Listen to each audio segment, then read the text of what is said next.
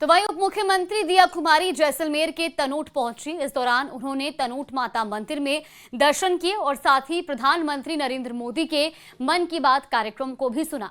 BSF के जवानों से संवाद किया और कहा, देश आपकी वीरता और पराक्रम पर गर्व करता है। इस दौरान विधायक छोटू सिंह भाटी ने उनका स्वागत किया। दिया कुमारी ने सबसे पहले तनोट माता मंदिर पहुंचकर माता को नमन किया। बीएसएफ के जवानों ने उन्हें सेना की कैप पहनाकर सम्मान भी दिया।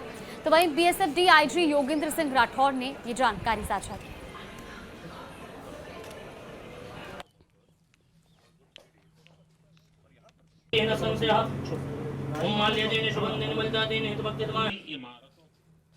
सरकारी दफ्तरों में अफसरों के एसी रूम गुलजार हैं, लेकिन ये रोशनी और ठंडी हवा सब उधारी की है। बजट करोड़ों का, लेकिन बिजली बिल चुकाने का जिम्मेदार कोई नहीं है। पुलिस से लेकर नगर निगम और केडीए तक सबके सब बकायेदार बने हैं। इस रिपोर्ट में देखिए।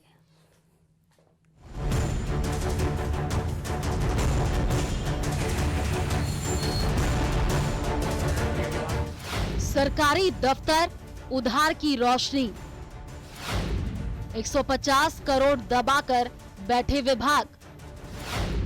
करोड़ों का उधार, कैसे चलेगी सरकार? सरकारी दफ्तरों में अफसरों के एसी रूम उधार की रोशनी से गुलजार है।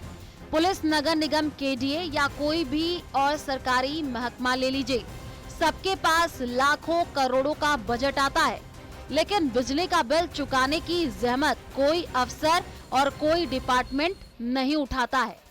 आलम यह है कि पुलिस, शिक्षा और चिकित्सा विभाग पर लाखों तो नगर निगम और कोटा विकास प्राधिकरण पर 90 करोड़ बकाया है। केंद्र सरकार के सरकारी विभागों पर 8 करोड़ 9 लाख, पीएचडी विभाग पर 9 करोड़ 33 लाख, सरपंचों पर 9 लाख 71 हजार, कोटा शहर के पुलिस विभाग पर 71 लाख 65 हजार, स्टेट गवर्नमेंट के अन्य विभागों पर 3 करोड़ 30 लाख, नगर निगम और कोटा विकास प्राधिकरण 90 करोड़ 56 लाख, कुछ अन्य सरकारी विभागों पर 16 करोड़ 33 लाख बकाया है। इस तरह से ये कुल राशि पहुंच जाती है 128 करोड़ 44 लाख पर, जो जयपुर विद्युत निगम लिमिटेड के गले की फांस बने हुए है। ये तो निजी बिजली कंपनी के खाते के हैं, जो नियमों के मुताबिक सरकारी विभाग होने के चलते जेवीवीएनएल के हिस्से बन गए हैं। अब बात जयपुर विद्युत वितरण निगम लिमिटेड की कोटा सर्कल दायरे में आने वाली सरकारी उधारी को भी समझ लीजिए। ये आंकड़ा भी करोड़ों में ही है। शिक्षा विभाग पर 25 लाख का बकाया, चिकित्सा विभाग पर 52 लाख, नगर पालिकाओं पर करीब 16 करोड़ 50 लाख, पंचायत पर 2 करोड़ 9 लाख, जलदाय विभाग 4 करोड़ 28 लाख, कोटा ग्रामीण पुलिस के अलग अलग थानों पर 22 लाख। इस तरह से और अन्य सरकारी महकमों को मिलाकर ये राशि भी 25 करोड़ 4 लाख पर पहुंच जाती है।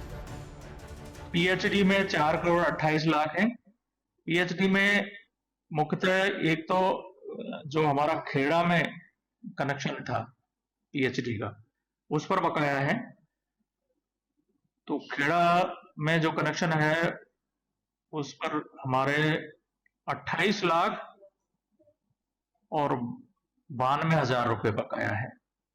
तो टोटल मिला करके जो पीएचडी पर अगर अपन ध्यान दें तो 4 करोड़ 28 लाख रुपए बकाया है।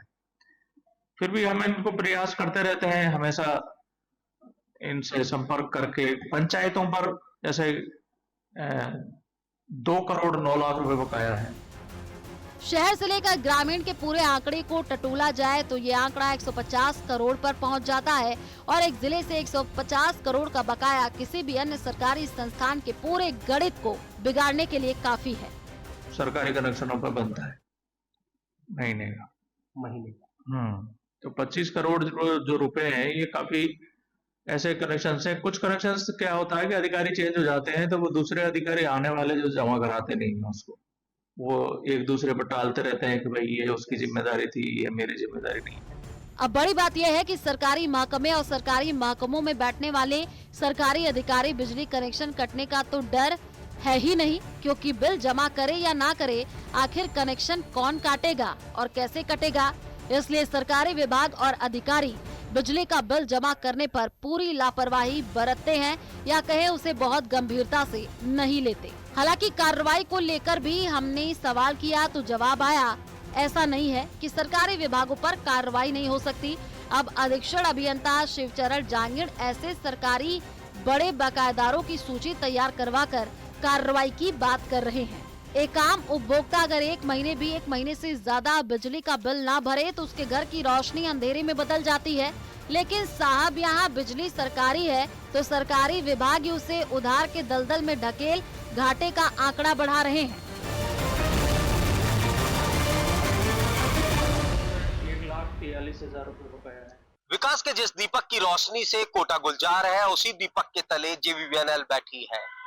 कोटा शहर से लेकर ग्रामीण इलाकों के हर घर तक बिजली पहुंचाने वाली या कहीं घर को रोशन करने वाली जेवीवीएनएल खुद कर्ज में डूबी है और उसके पीछे वजह है ये सरकारी रसूखदार। हिमांशु मित्तल, न्यूज़ 18 कोटा।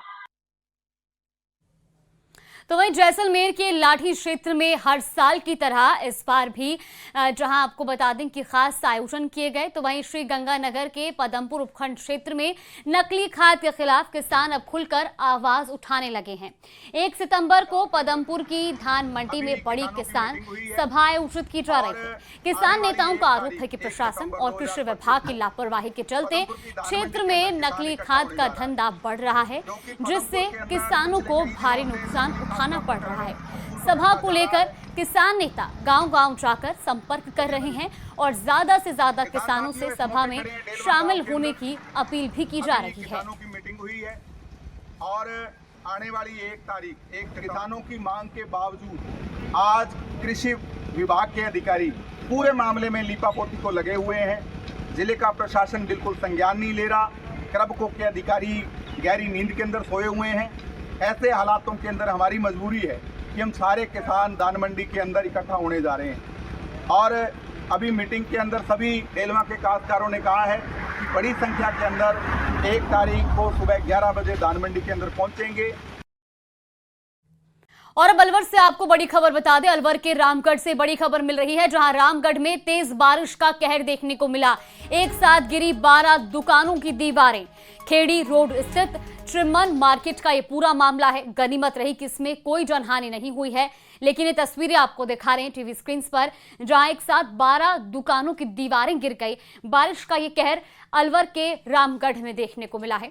गनीमत ये रही कि इस दौरान यहां पर आसपास कोई मौजूद नहीं था, नहीं तो कोई बड़ा हादसा भी हो सकता था। तो रामगढ़ में लगातार तेज बारिश का कहर देखने को मिल रहा है और अब इसका सीधा असर इन तस्वीरों के जरिए भी आप देख सकते हैं, जहां 12 दुकानों की दीवारें एक साथ गिर गई।